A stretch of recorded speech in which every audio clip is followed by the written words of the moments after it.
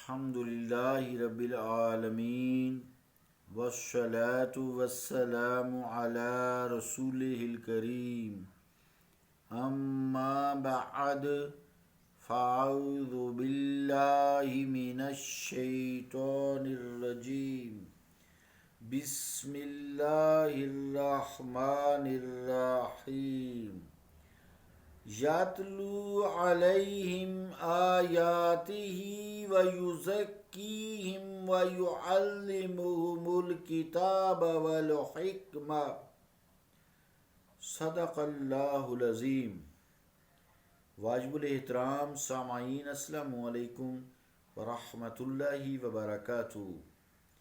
قرآن مجید کی جو آیت کا درمیانی حصہ میں نے تلاوت کرنے کی سعادت حاصل کی ہے، اس کا ترجمہ یوں ہے: یتلو علیہم آیاتہ، ان پر اس کی آیتیں تلاوت کرتے ہیں، ویزکیہم، اور انہیں پاک کرتے ہیں، ویعلمہم الکتاب، اور انہیں کتاب سکھاتے ہیں، والحکمہ، اور دانائی سکھاتے ہیں، یعنی احادیث مبارکہ سکھاتے ہیں۔ کن کو؟ صحابہ کرام کو۔ تو معلوم ہوا چونکہ پیچھے آیت جو ہے بعثت کی ہے، لقد من اللہ علی المؤمنین اذ بعث فیہم رسولا من انفسہم یتلو علیہم، یہاں سے پیچھے سے جو آیت ہے، تو آپ صلی اللہ علیہ وآلہ وسلم کے بعثت کے 4 مقاصد ہیں۔ ایک، قرآن کریم کی آیات تلاوت کرنا، پاک کرنا، قرآن مجید سکھانا، اور دانائی یعنی احادیث مبارک سکھانا۔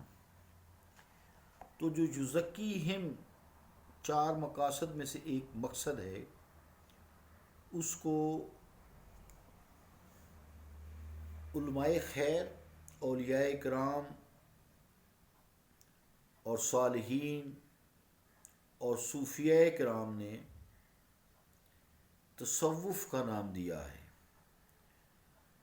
اور اس کے اندر جو راز ہیں، اسرار ہیں، یعنی اسرار تصوف، اس کے بیان میں مشکلات ہیں، الفاظ کی تنگی ہے، الفاظ کی تنگ دامانی ہے، چونکہ مطالب معانی جب انتہائی نازک اور لطیف اور عمیق ہوں تو ان کے بیان کرنے میں ایک عجیب سا الجھاؤ محسوس ہونے لگتا ہے، جیسے کہتے ہیں سمجھانا بھی مشکل اور سمجھنا بھی مشکل۔ یہ ویسے پریکٹیکل ہے، یہ انسان کو کرنا پڑتا ہے، پھر یہ آتا ہے، اس لیے کہ معانی کا ایک ہجوم ہے، اور اس ہجوم میں الفاظ کھو کر رہ جاتے ہیں، لہٰذا ان کو پھر تلاش کر کے لانا، پھر انہیں آسان پیرائے میں بیان کرنا انتہائی مشکل ورک ہے۔ معانی کی مثال یوں لے لیں کہ جیسے سواروں کی ہے، معانی سوار ہیں، جیسے کسی چیز پہ کچھ سوار چڑھے ہوتے ہیں، جیسے گھوڑے پہ سوار ہیں، گاڑی ہے، جہاز ہے، تو معانی کی مثال دی سواروں سے، اور جو الفاظ ہیں وہ سواریاں ہیں، ان کی حیثیت رکھتے ہیں، یعنی معانی کی مثال سواروں کی ہے اور الفاظ کی مثال جو ہے سواریوں کی ہے۔ جب سوار اور سواریاں دونوں موجود ہیں وہاں تو کام چل جاتا ہے نا، لیکن کیا کیا جائے کہ کائنات میں جو معانی ہیں وہ لامحدود ہیں، ان کی کوئی حد نہیں ہے، اور جو لفظ ہیں یا الفاظ ہیں وہ محدود ہیں، یعنی سواریاں تو محدود ہیں، سوار بہت ہیں۔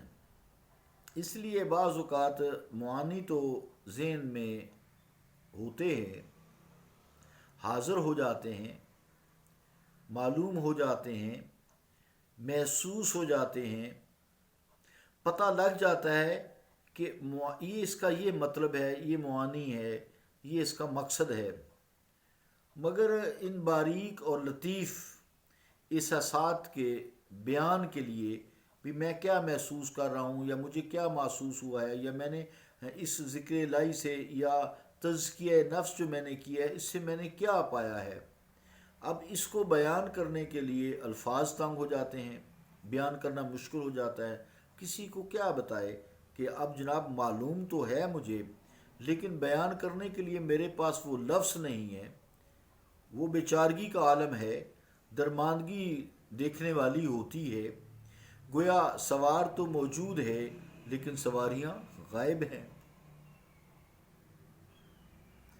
تو تصوف کے اکثر معانی و مطالب ایسے ہیں جن کے بیان کے لیے ابھی تک الفاظ ہی نہیں معرض وجود میں آئے.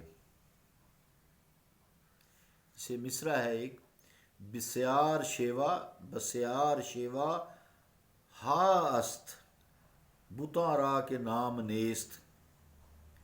لہذا صوفیہ اعظام کو مسائل تصوف کی بعض مخصوص کیفیات کے لیے الفاظ کے کالم میں ڈھالنے کے لیے خاصی دشواری محسوس ہوتی ہے. پھر مثالوں سے کام چلانا پڑتا ہے، اس لیے کہ یہ کائنات کا لطیف ترین باریک بہت ہی نازک، باریک، لطیف، عمیق، پیچیدہ مسئلہ ہے، موضوع ہے. اگر مشکل اور اس طرح کے پیچیدہ الفاظ اور انداز میں بھی کوئی چیز بیان ہو جائے، کوئی بیان کر سکے تو اس کو غنیمت سمجھیے.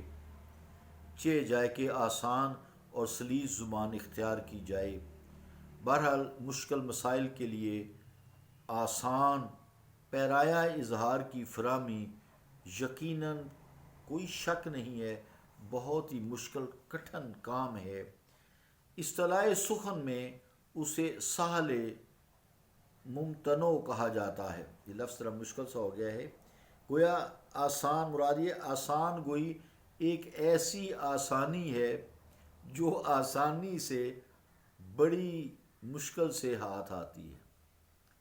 گویا آسان گوئی ایک ایسی آسانی ہے جو آسانی سے نہیں میں غلط بول گیا تھا، جو آسانی سے نہیں بلکہ بڑی مشکل سے قابو آتی ہے، ہاتھ آتی ہے یا سمجھ آتی ہے.